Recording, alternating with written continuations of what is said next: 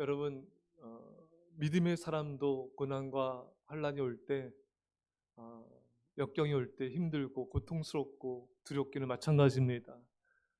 두려움과 이런 어려움이 없는 사람은 아무도 없어요. 다만 그것을 극복할 뿐인 것입니다. 오늘 본문의 사도 바울도 복음을 전파하면서 얼마나 많은 핍박과 또 박해를 받았습니까? 감옥에 갇히고 매를 맞고 돌에 맞고 또 배가 파선하고 굶주리고 또 유대인들이 행패를 부리고 쫓아다니면서 괴롭히고 엄청난 많은 이런 시련을 당하였습니다. 그럼 바울은 안 힘들었는가? 안 흔들렸는가? 때때로 흔들리고 두렵고 불안하고 괴로운 마음이 있었던 것이 또 바울의 모습이었습니다.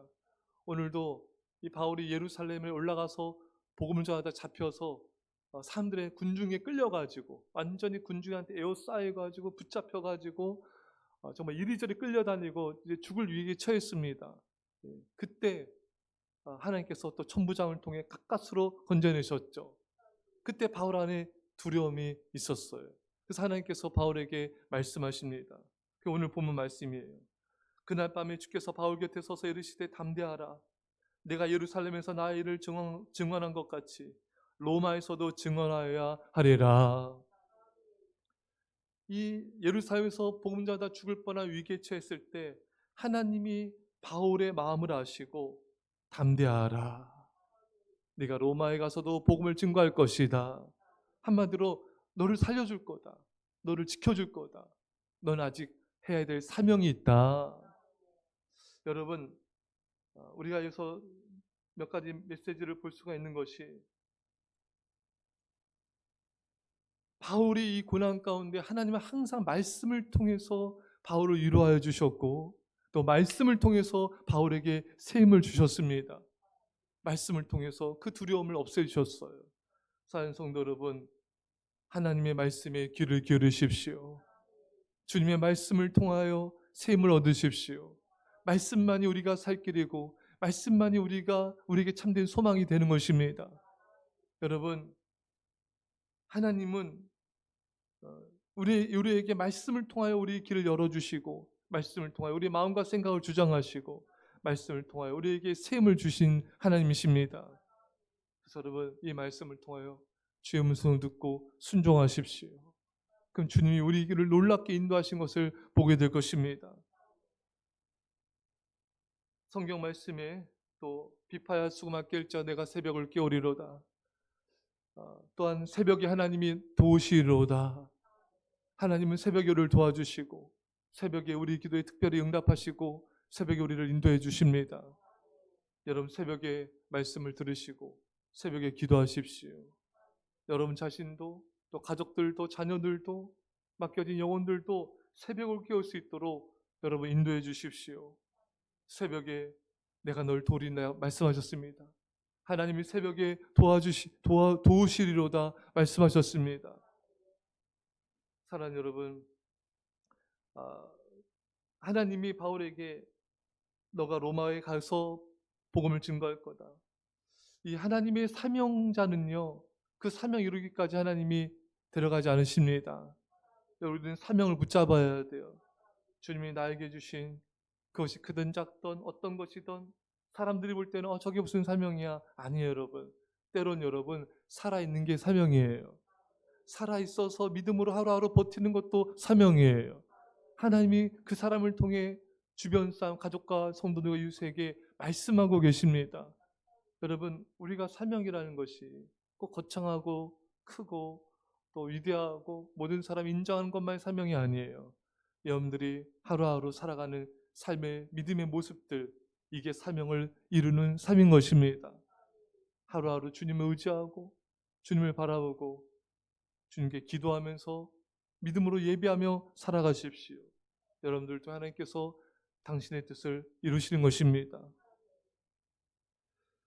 바울은 이 하나님의 음성을 따라서 지금은 이제 예루살렘에 있지만 또 이곳저곳 다니며 복음 전했지만 하나님께서 주신 이 비전을 따라 바울의 마음속에는 세계의 중심 로마에 가서 복음을 전해야 된다는 그런 꿈이 있었습니다. 그런 하나님께서 주신 비전이 있었어요. 그래서 바울은 항상 로마가 복음화되기를 원하였습니다. 그리고 그토록 바라던 로마에 드디어 이제 우리가 사도행전 28장에 봤듯이 로마에 도착하게 되죠. 그리고 그 하나님께 감사하게 됩니다. 로마서 사도행전 28장 15절에 바울이 그들을 보고 하나님께 감사하고, 바울은 로마 성도들을 보면서 그들의 친절히 대하는 모습들을 보면서 하나님께 감사했습니다. 왜? 자신이 그토록 바랬던 대로, 소망한 대로 로마에 많은 그리스도인들이 있는 것을 보았기 때문인 것입니다. 그토록 로마에 가서 복음 전하기 원했고 로마가 복음화되기를 원했는데 로마에 많은 성도들이 이미 있음을 보고 하나님께 감사한 것입니다. 예수님의 복음이 로마 제국의 수도에서 이제 놀라운 성공과 부흥을 거둔 것에 대해서 하나님께 감사했습니다. 사랑하는 성도 여러분, 우리에게 이런 기쁨이 충만하길 바랍니다. 여러분, 사람이 무엇을 기뻐하느냐를 보면 그 사람이 누군지를 알 수 있대요. 여러분, 무엇을 기뻐하고 있어요? 요즘에 뭐가 기쁘세요? 네? 어떤 걸 기뻐하고 즐거워하십니까? 여러분, 우리가 기뻐해야 될 것들이 모든 것을 기뻐해야 되겠지만 특별히 복음이 전해지고 영혼들이 구원을 받으며 복음의 역사가 나타나는 것을 우리는 기뻐해야 됩니다. 이것이 하나님 아버지의 소원인 것입니다. 여러분, 하나님의 나라는 이 복음 전파를 통하여 예수 그리스도가 선포됨을 통하여 이루어지는 것을 여러분 우리는 알 수 있습니다. 여러분, 세계 복음화와 여러분 가족의 복음화와 우리가 살고 있는 이 지역의 복음화를 위해서 간절히 기도하시고 이 땅이 복음화된 것을, 영혼들이 돌아온 것을 보면서 기뻐하시기 바랍니다. 이렇게 돌아보면은 참 어릴 때부터 이렇게 하나님께서 어릴 때는 새롭게 하소서가 이렇게 라디오 통해서 들었어요. 그래서 그 라디오에 나오시는 선교사님들이 기도를 부탁을 해요. 너 거기 나온 모든 분들이 부탁을 해요. 그러면은 그때부터 이제 선교사님이 그 기도를 듣고 선교사님을 위해서 세계 복음화를 해서 북한을 위해서 복음화해서 기도를 해왔습니다. 그리고 이제 제가 교육자가 돼서 이제 청년들 데리고 이제 처음으로 단기 선교를 이제 예전교회에서 가게 됐어요. 그게 이제 어떻게 보면 본격적인 직접적인 또 선교의 시작이었죠. 그때 청년들 안에는 이제 믿음도 별로 없고 이런 거 해본 적도 없고, 왜냐면 그 당시 지금이야 단기 선교 많이 가지만 그 당시에는 단기 선교 가는 교회가 거의 없었어요. 예, 그 교회가 단기 선교 관심도 없는 교회고 청년들도 믿음이 밑바닥이고 아무도 선교에 대해서 말하는 사람도 없었어요. 근데 제가 그곳에 청년부 교육자가 돼서 이제 올해는 선교 갑니다. 올해 선교 갈 겁니다. 연초에 이제 그 교회 부임하면서, 근데 그리고 이제 그날 지금 생생한 게 그날 이제 청년들과 함께 카페를 갔어요. 야외 큰 카페. 예? 거기서 이제 얘기를 나누는데 차 마시면서 목사님, 우리가 갈 수 있을까요? 우리가 할 수 있을까요? 정말 이게 이루어질까요? 그 청년이 저한테 얘기를 하더라고요. 우리 올해 간다고, 갈 거라고, 네, 선포했어요. 근데 정말 그의 첫 선교를 가게 되고 또 많은 청년들이 함께 가서 사역하게 되고 이제 그래서 그다음부터 이제 매년 갔어요. 매년 갔는데 그런 가운데 하나님이 또 선교의 헌신자를 세워주시고, 그리고 그때 헌신한 청년들이 선교사님이 되어서 지금 또 세계 곳곳에서 파송받아서 열심히 또 아주 훌륭하게 선교 사역하는 것을 우리가 보게 됩니다. 또 이제 편지를 계속 받지 않아요. 우리가 매주마다 기도를 하지 않습니까? 거기서 이제 정말 그 선교지에서 또 영혼들이 구원받고 또 병자를 위해서 귀신을 또 쫓아내서 귀신이 떠나가고 우리가 듣지 않습니까, 여러분? 또 선교사님이 전도한 그 영혼이 또 단기 선교를 나가고 또 선교사로 헌신하게 되고 이런 여러 소식들을 들을 때마다 참 너무 기쁘고 감사한 것입니다.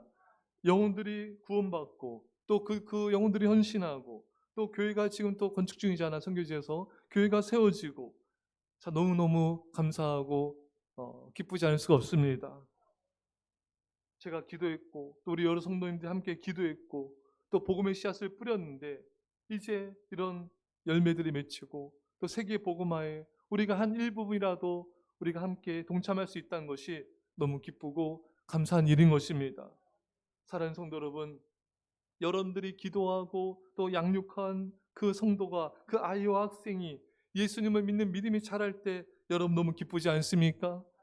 여러분, 우리는 그 한 영혼 한 영혼이 정말 믿음의 사람으로 예수님의 제자로 세워지도록 우리가 길러내야 되는 것입니다. 하나님이 하신 거죠. 우리는 기도하고 말씀의 씨앗을 뿌리면 됩니다. 그럼 열매는 하나님이 거둬주십니다. 사랑하는 여러분, 여러분들이 전도하고 또 여러분들이 돌보고 양육한 그 영혼이 믿음이 자라서 그들의 가족을 또 전도하고 이웃을 전도하고 또 주변 사람들을 전도하며 믿음의 선한 영향력을 끼칠 수 있도록 우리는 전심전력을 다해야 되는 것입니다. 이것이 우리의 사명인 것입니다. 하나님께서 바울을 살려주셨어요. 네가 죽지 않을 거야. 내가 너를 돌봐줄 거야. 담대하라. 네가 로마에 가서도 복음을 전하게 될 거야. 하나님은 우리를 살려주셨어요. 우리를 오늘까지 건져주셨어. 그 수많은 위기에서 건져주셨습니다. 왜? 우리에겐 사명이 있기 때문에. 복음을 전파하라는, 그 영혼들을 구원하라는 그 사명이 우리에게 아직 남아 있습니다. 그래서 날마다 기도하고 사람들에게 말씀을 가르치고 또 복음을 전파하며 하나님의 사명을 이루어갑시다. 하나님 우리를 통하여 이 땅을 구원하시기를 주의 이름으로 간절히 축원합니다. 기도하겠습니다. 사랑의 아버지 하나님, 믿음의 사람에게도 고난과 환난 가운데 두려움과 떨림이 있고 또 마음에 고통이 있는 걸 보게 됩니다. 주여, 우리가 말씀을 의지하게 하옵소서. 말씀을 귀 기울이게 하옵소서. 주의 말씀이 우리를 살리셨음이니이다. 주님 말씀만 우리를 살릴 수 있사오니 주의 말씀을 통하여 우리가 믿음으로 승리하게 하옵소서. 특별히 새벽에 하나님이 도우시리로다. 이 새벽에 말씀에 귀 기울이며 말씀을 듣고 기도하게 하여 주셔서 승리하게 하여 주옵소서. 아버지 하나님, 우리가 하루하루 믿음을 지키며 사는 것이 또한 사명인 줄 믿습니다. 또한 우리가 복음을 전파하며 영혼들을 구원하며 기도하는 것이 우리의 사명인 줄 믿사오니 이 사명에 헌신하게 하여 주셔서 아버지, 우리가 복음 전파가 되고 영혼들을 구원받고 하나님 나라의 이 땅 이루어진 것을 기뻐하며 우리 하루의 남은 삶을 살아가게 하여 주옵소서. 감사드리며 예수님의 이름으로 기도합나이다. 아멘.